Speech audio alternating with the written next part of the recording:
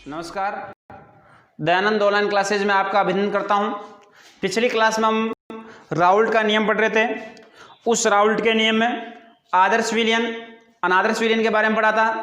अनादर्श विलयन के दो प्रकार पढ़े थे, धनात्मक और ऋणात्मक विचलन के बारे में। आज का हमारा जो टॉपिक रहेगा वह रहेगा स्थिर क्वाथी मिश्रण। देखना ध्यान से, इंपॉर्टेंट टॉपिक है।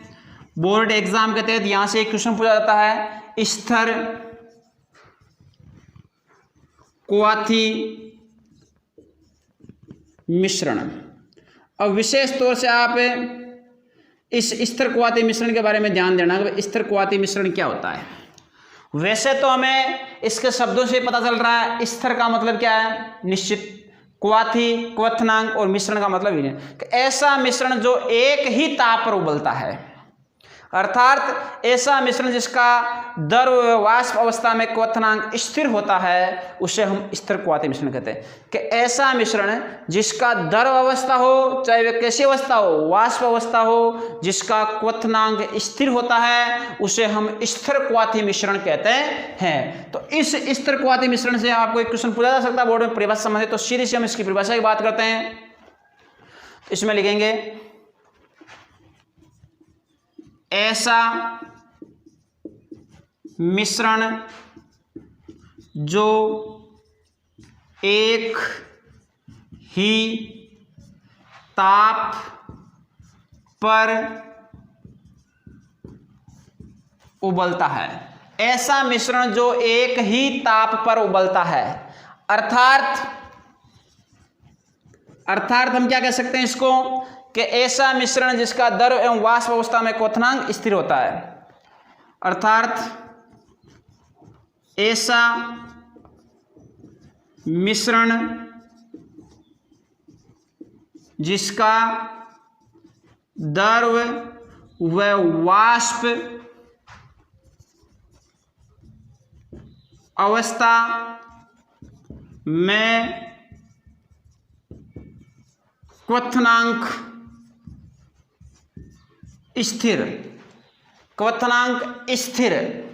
स्थिर का मतलब क्या कह सकते हैं हम, क्वथनांक स्थिर। स्थिर को हम लिख सकते हैं निश्चित। क्वथनांक क्या होता है, स्थिर होता है उसे स्थिर क्वाथी मिश्रण कहते हैं। ऐसा मिश्रण जो एक ही ताप पर उबलता है, अर्थात ऐसा मिश्रण जिसका द्रव और वाष्प अवस्था में क्वथनांक निश्चित होता है उसे हम स्थिर क्वाथी मिश्रण कहते हैं। अब स्थिर क्वाथी मिश्रण को पुनः कितने पार्ट में बांटा गया है, दो पार्ट में। स्थिर क्वाथी मिश्रण को दो भागों में बांटा गया है। स्थिर क्वाथी मिश्रण को कितने भागों में बांटा गया है, दो भागों में बांटा गया है। अब इसके दो पार्ट कौन कौन से हैं, नंबर एक तो होता है न्यूनतम स्थिर क्वाथी मिश्रण और दूसरा होता है अधिकतम स्थिर क्वाथी मिश्रण। न्यूनतम स्थिर क्वाथी मिश्रण। अब न्यूनतम स्थिर क्वाथी मिश्रण होगा उसी को हम क्या कहेंगे, अधिकतम वाष्पदाबी मिश्रण। इसका दूसरा शब्द क्या हो सकता है, अधिकतम वाष्पदाबी मिश्रण। न्यूनतम स्थिर क्वाथी मिश्रण और उल्टा अधिकतम वाष्पदाबी मिश्रण। नंबर दो हो जाएगा, न्यूनतम के उल्टा क्या हो जाएगा, अधिकतम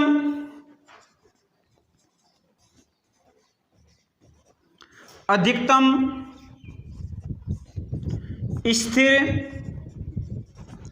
क्वाथी मिश्रण या न्यूनतम वाष्पदाबी मिश्रण, न्यूनतम स्थिरक्वाती मिश्रण या अधिकतम वाष्पदाबी मिश्रण, अधिकतम स्थिरक्वाती मिश्रण या न्यूनतम वाष्पदाबी मिश्रण, ये इसके दो पार्ट होते हैं स्थिरक्वाती मिश्रण के। अब सबसे पहले हम बात करेंगे नंबर 1, न्यूनतम स्थिरक्वाती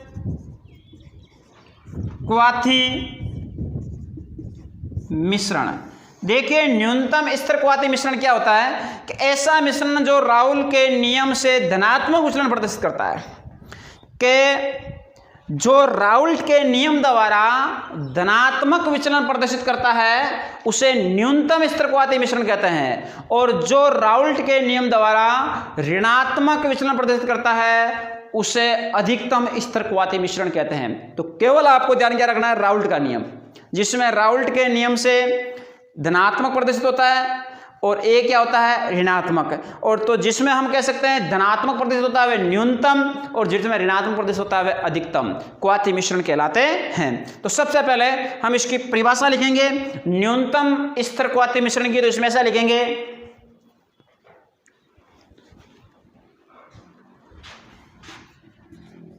ऐसा मिश्रण जो राउल के नियम से धनात्मक, ऐसा मिश्रण जो राउल के नियम से धनात्मक विचलन दर्शाता है, धनात्मक विचलन दर्शाता है, उसे न्यूनतम स्थिरक्वाती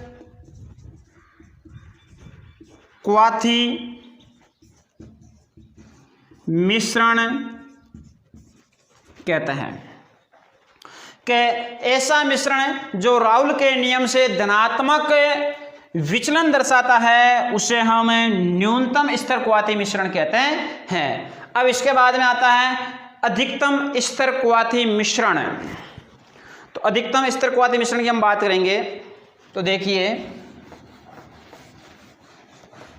ये सिंपल परिभाषाएं हैं जिनको आपको याद करना होगा।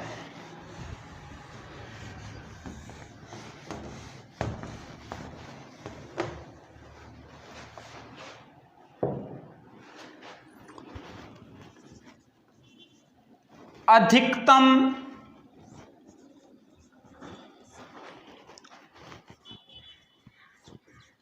स्थिरक्वाती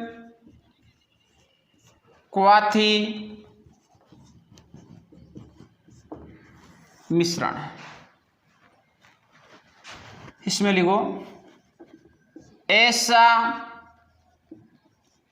मिश्रण जो राउल के नियम से ऋणात्मक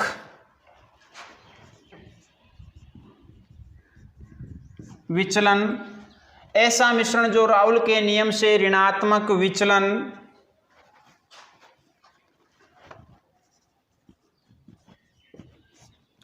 दर्शाता है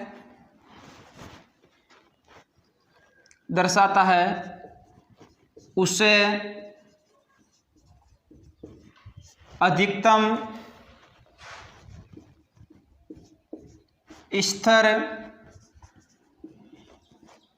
स्थिरक्वाती मिश्रण कहते हैं। ऐसा मिश्रण जो राउल के नियम से ऋणात्मक विचलन दर्शाता है उसे अधिकतम स्थिरक्वाती मिश्रण कहते हैं। अब इसके बाद में यदि हम बात करते हैं तो ये स्थिरक्वाती मिश्रण की दोनों परिभाषाएं हो जाती हैं। इसमें किसी प्रकार की आपको कोई प्रॉब्लम नहीं होनी चाहिए, केवल याद करने वाली परिभाषाएं हैं जिनको आपको अच्छी तरह से याद करना है। अब देखो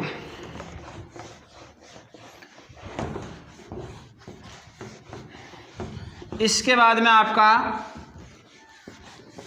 अगला टॉपिक है वह है असामान्य मोलर द्रव्यमान।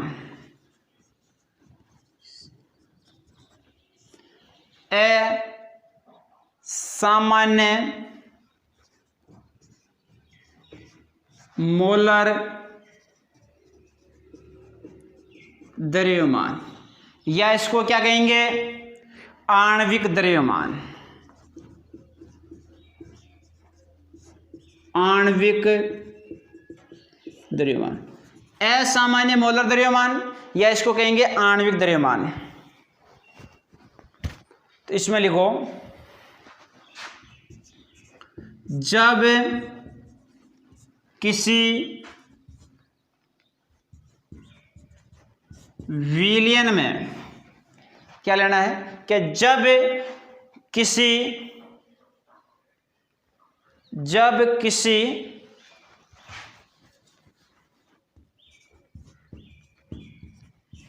विलय को, जब किसी विलय को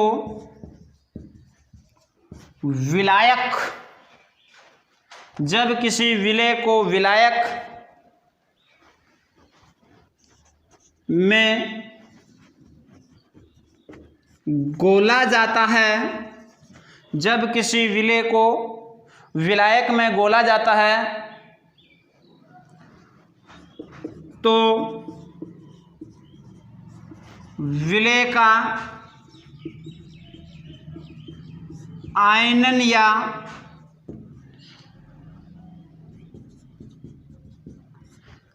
या सगुणन हो जाता है। जब किसी विलय को विलायक में घोला जाता है तो विलय का आयनन या सगुणन हो जाता है, जिससे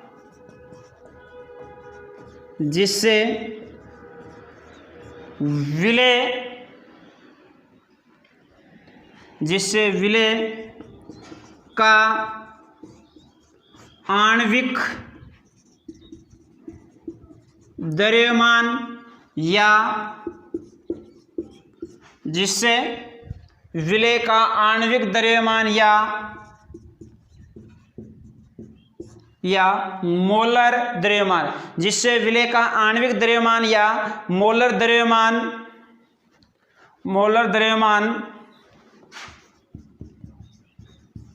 वास्तविक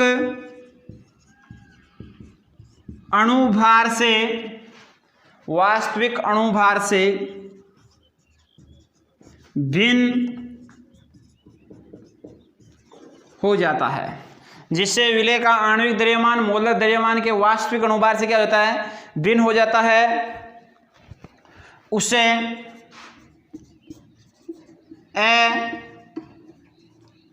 असामान्य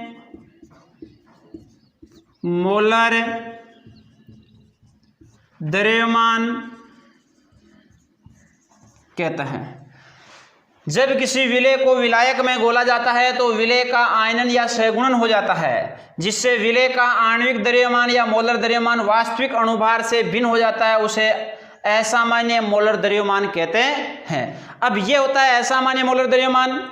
एग्जाम्पल में आप इसमें ये लिख सकते हो, NaCl है, CaCl2 है, K4FeCN6 है। यदि हम इसकी बात करें NaCl, CaCl2, K4FeCN6, तो 1 मोल जल में घोल जाने पर यह 100% आयनित होता है। यदि आप इसको 1 मोल जल में घोलते हो तो ये 100% क्या हो जाता है, आयनित हो जाता है, जिसके कारण इसमें 2, 3 और 5 क्या बनते हैं, आयन बनते हैं। इसमें 2 आयन होते हैं, इसमें 2 और 1 3 आयन होते हैं, इसमें कितना आयन होते हैं, कुल 5 आयन होते हैं। एक तो ये बाकी बाहर के 4 और अंदर का कितना माना जाता है, 1, तो कुल कितने हो गए, 5 आयन। तो यदि 1 मोल जल में ये 100% आयनित होते हैं तो इस प्रकार के आयन के रूप में ये क्या होते हैं, अपघटित होते हैं। तो इसको हम बोलते हैं असामान्य मोलर द्रव्यमान या आणविक द्रव्यमान। कि जब किसी विलय को विलायक में घोला जाता है तो विलय का आयनन या सेगुण हो जाता है कि आपने विलाय के अंदर विलय को डाला तो पूर्ण रूप से जो विलय है वह आयनित हो जाएगा, टुकड़ों में टूट जाएगा, जिससे विलय का आणविक द्रव्यमान मोलर द्रव्यमान का जो वास्तविक अनुभार है उसे क्या होता है, विलय भिन्न हो जाता है, उसे हम असामान्य मोलर द्रव्यमान कहते हैं। अब इसके बाद में यदि हम बात करें कि वान हॉफ गुणांक की, किसकी बात करें, वान हॉफ गुणांक, तो देखिए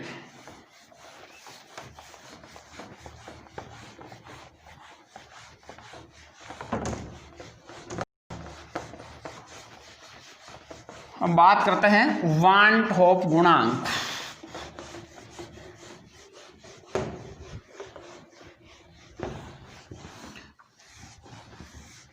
इस क्लास को सब लोग ज़्यादा से ज़्यादा शेयर, लाइक व कमेंट जरूर करें और जो ज़रूरतमंद आपके मित्र हैं वहाँ तक इसको पहुँचाने में मदद करें कि इस कोविड महामारी में जिन विद्यार्थियों का पढ़ाई से लिंक टूट गया है उनको अपनी यथावत पढ़ाई के लिए इस YouTube चैनल पे दयानंद ऑनलाइन क्लासेज पे सजेस्ट करें, जिससे वे इस समय का सदुपयोग कर सकें।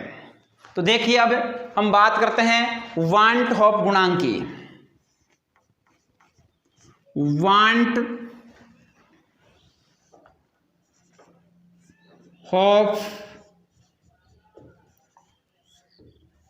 गुणांक। वान हॉफ गुणांक क्या होता है,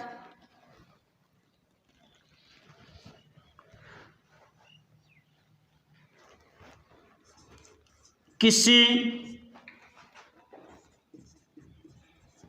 पदार्थ के असामान्य, किसी पदार्थ के असामान्य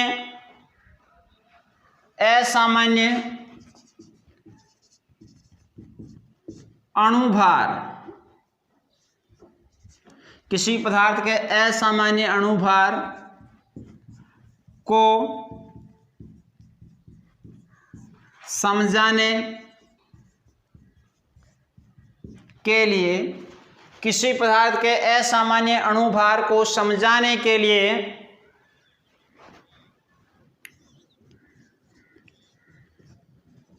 वान हॉफ ने एक गुणांक, वान हॉफ ने एक गुणांक प्रतिपादित किया। किसी पदार्थ के असामान्य अणुभार को समझाने के लिए वान हॉफ ने एक गुणांक प्रतिपादित किया जिसे वान हॉफ का गुणांक कहते हैं, जिसे वान हॉफ का गुणांक कहते हैं कि किसी पदार्थ के असामान्य अणुभार को समझाने के लिए वान हॉफ ने एक गुणांक प्रतिपादित किया जिसे वान हॉफ का गुणांक कहते हैं। और इस का जो प्रतीक होता है, इसका प्रतीक है वान हॉफ गुणांक का स्मॉल आई। क्या है, स्मॉल आई। अब देखिए यदि हमें स्मॉल आई ज्ञात करना है, क्या ज्ञात करना है, स्मॉल आई ज्ञात करना है, तो इसमें हम क्या लिखते हैं कि यदि आपने कोई रिएक्शन शुरू की तो एक तो होता प्रेक्षित मान और एक होता सैद्धांतिक मान। तो उन दोनों से प्रेक्षित मान और सैद्धांतिक मान क्या होता है कि अभिक्रिया को करवाते व्यक्त जो आपके पास में मान था वह प्रेक्षित मान, और अभिक्रिया संपन्न होने के बाद में जो मान प्राप्त होता है उसे क्या कहते हैं, सैद्धांतिक मान। तो आई बराबर हम लिखते हैं प्रेक्षित अणु संख्यक गुणधर्म अपॉन सैद्धांतिक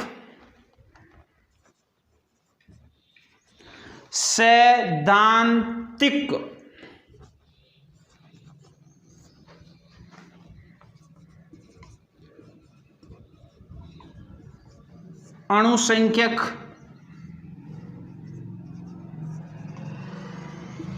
गुणधर्म, एक तो होता है प्रेक्षित अणुसंख्या गुणधर्म, एक होता है सैद्धांतिक अणुसंख्या गुणधर्म। इसको हम इस रूप में नहीं लिख के ऐसा भी लिख सकते हैं,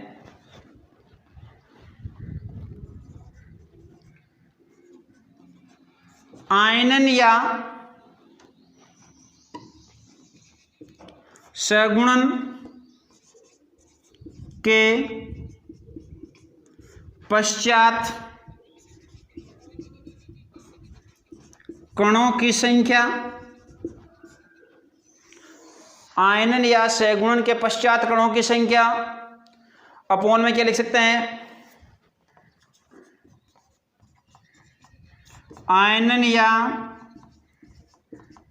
सगुणन के पूर्व कणों की संख्या। इस रूप में भी कि पश्चात कणों की संख्या कितनी थी या पूर्व कणों की संख्या कितनी थी, तो इस रूप में भी हम इसको लिख सकते हैं। और इसमें जो विशेष इंपॉर्टेंट बात है वह आपको ये लिखनी है, नोट डाल के यहाँ पे नोट के रूप में ऐसा लिखना है सबसे पहले कि इसको हम किस रूप में सबसे पहले कहेंगे। तो नोट में फर्स्ट नोट आपको ये लिखना है, यदि आई यानी वान टॉप गुणांक बराबर कितना हो, 1 हो, वान टॉप गुणांक बराबर 1 हो, तो यदि ये स्थिति होती है आपके पास में जो वान टॉप गुणांक है उसके बराबर 1 होता है, तो विलय का विलयन में आयनन या सगुणन नहीं होता है। तो वान टॉप गुणांक बराबर 1 हो तो विलय का विलयन में आयनन या सगुणन नहीं होता है। फर्स्ट बात समझ में आ गई। यदि वान टॉप गुणांक का मान कितना होता है, 1। अब यदि हमें आई इक्वल लेस देन और ग्रेटर देन के रूप में, दोनों के रूप में बात कर लेते हैं। यदि ये स्थिति होती है हो तो विलय का विलयन में आयनन होता है। और यदि ये विपरीत स्थिति होती है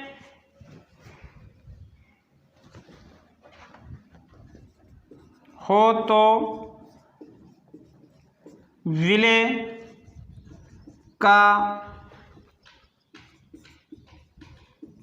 विलयन, यहां पे आयनन होता है तो यहां पे क्या हो जाएगा, सगुणन होता है। तो इन दोनों स्थितियों का आप लेस देन और ग्रेटर देन के बारे में दोनों का ध्यान रखना। और ये स्थिति होने पर उसका आयनन, अधिकतर क्वेश्चन पूछा जाता है अधिकतर कंपटीशन में भी कि यदि आई बराबर 1 हो तो विलय का विलयन में क्या होता है, आयनन होता है, सगुणन होता है, दोनों होते हैं, उपयुक्त में से कोई नहीं होता है। इस प्रकार का अधिकतर क्वेश्चन पूछा जाता है। तो आपको ये ध्यान रखना है कि उसका आयनन और सगुणन दोनों ही नहीं होता है। ये चीज है ना, यदि ये स्थिति हो तो इसमें क्या होता है, केवल आयनन होता है, और ये स्थिति होने पर इसका क्या होता है, सगुणन होता है। तो ये चीज हमें अच्छी तरह से पता होनी चाहिए। अब हम इन दोनों में संबंध की बात कर लेते हैं, किस प्रकार से इन दोनों में संबंध है।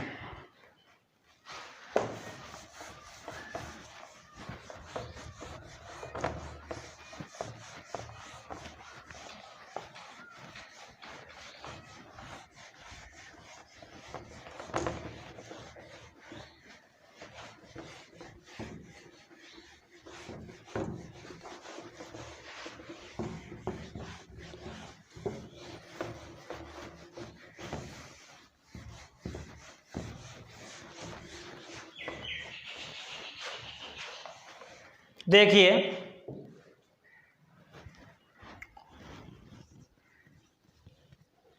वांट ऑफ गुणांक आई, आपने क्या लिया, वांट ऑफ गुणांक आई तथा आयनन की मात्रा अल्फा में संबंध। वान टॉप गुणांक आई तथा आयनन की मात्रा अल्फा में संबंध है। सबसे पहले हम इस संबंध की बात करते हैं। हम ये कहते हैं, इसमें ऐसा लिखना है कि आपको इन दोनों के बीच में एक तो वान टॉप गुणांक आई और एक आयनन की मात्रा अल्फा, दोनों के बीच में संबंध निकालना है। तो संबंध के रूप में हम क्या कहेंगे, माना विलयन में विलय ए गुला है। आपके पास में जो विलयन है उसमें विलय कौन है, ए गुला है, जो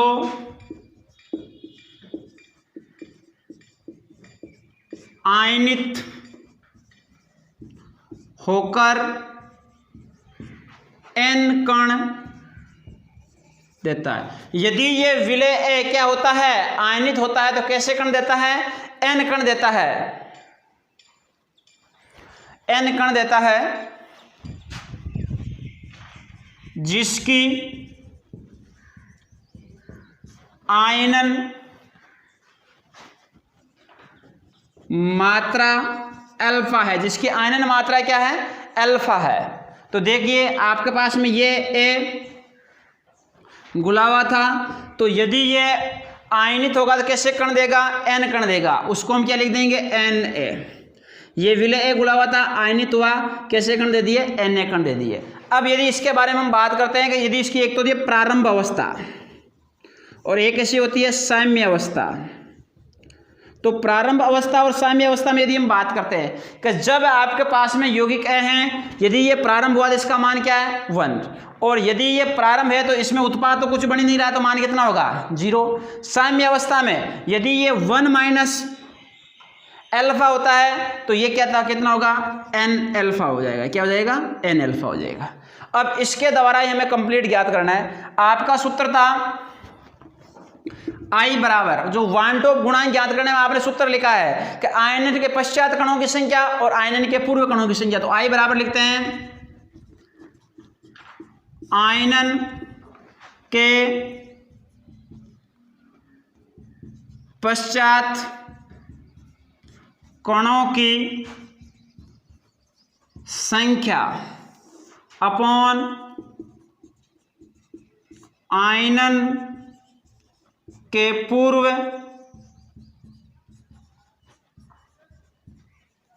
कणों की संख्या, आयनन के पश्चात कणों की संख्या और आयनन के पूर्व कणों की संख्या। अब देखो आयनन के पश्चात तो ये कणों की संख्या और आयनन के पूर्व कणों की संख्या क्या है, ये, तो इसमें हम क्या लिखेंगे, आई बराबर 1 minus alpha plus n alpha upon 1 प्लस 0। तो आयनन के पश्चात, तो बाद में आयनन होने के बाद में ये कण बने और पूर्व में कौन से कण थे, ये कण। तो 1 minus alpha plus n alpha upon 1 प्लस 0। तो इसमें आपके पास में क्या जाएगा, इसको आप सरल करोगे तो आई बराबर, तो 1 minus alpha plus n alpha है, उसको क्या लिख देंगे हम, 1 plus n alpha plus alpha, क्या 1 plus n alpha minus alpha upon 1। ये आएगा भाई कि 1 plus n alpha minus n alpha upon 1। यदि आप इसको ऐसे लिखो कि आई बराबर, अब आपके पास में 1 plus n alpha minus 1 minus alpha है, तो इसको आप क्या लिख सकते हो कि 1 plus alpha n minus 1 upon 1। ये चीज लिख सकते हो कि 1 प्लस अल्फा, तो यहाँ से अल्फा बाहर ले लिया तो यहाँ पे क्या बचेगा, एन माइनस 1 बचेगा, अपॉन में क्या जाएगा, 1। और इसको यदि हम सरल करते हैं तो क्या लिखेंगे, आई माइनस 1 बराबर अल्फा एन माइनस 1। इसमें यदि आपको अल्फा ज्ञात करना हो तो अल्फा ज्ञात करने के लिए क्या लिखेंगे, आई माइनस 1 अपॉन एन माइनस 1, और ये आपका अल्फा ज्ञात करने का संबंध हो जाएगा।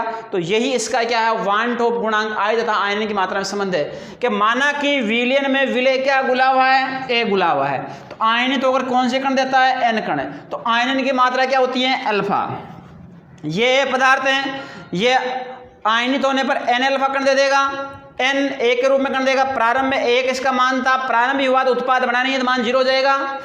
साम्य अवस्था में 1 माइनस एल्फा है, यहाँ पे n अल्फा है, तो आप लिखते हो I बराबर आयनन के पश्चात कणों की संख्या अपॉन आयनन के पूर्व कणों की संख्या। ये आयनन के पश्चात कणों की संख्या, ये आयनन के पूर्व कणों की संख्या, पश्चात और पूर्व। I लिया, यहाँ पे 1 plus n alpha minus alpha हो जाएगा, माइनस अल्फा हो जाएगा, तो अपॉन 1, तो I बराबर 1 प्लस अल्फा, इसे क्या ले लिया, कॉमन ले लिया, तो n माइनस 1 अपॉन 1।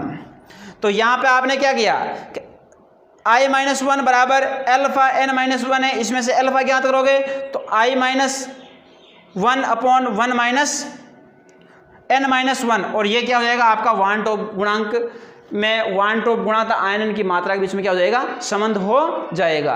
अब इस संबंध के बाद में जो आपका 1-2 छोटे बड़े क्वेश्चन बचते हैं और जो भी कुछ शेष बचेगा उसको हम नेक्स्ट क्लास में करेंगे। आज के लिए इतना ही, धन्यवाद।